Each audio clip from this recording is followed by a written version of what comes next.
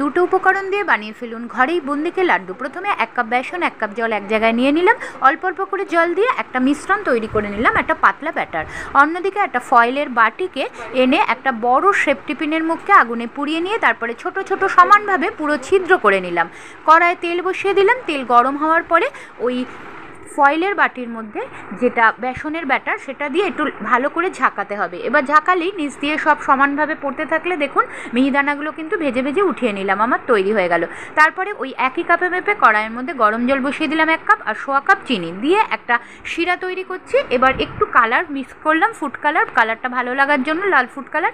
তারপরে এবার মিহিদানাগুলো ওই শিরার মধ্যে দিয়ে ভালো করে মিডিয়াম ফ্লেমে নাড়তে থাকবো। যখন একদম শুকিয়ে যাবে তখন 1 টেবিল চামচ ঘি দিয়ে ভালো করে নেড়ে একটা প্লেটের মধ্যে নামিয়ে নিলাম। একটু ঠান্ডা হওয়ার পর হাতে নেড়ে নেড়ে আমি কিন্তু গোল করে পাকিয়ে নিলাম লাড্ডু। এরপরে ভালো লাগার জন্য একটা কাজু ওপর দিয়ে দিয়েছি, তৈরি হয়ে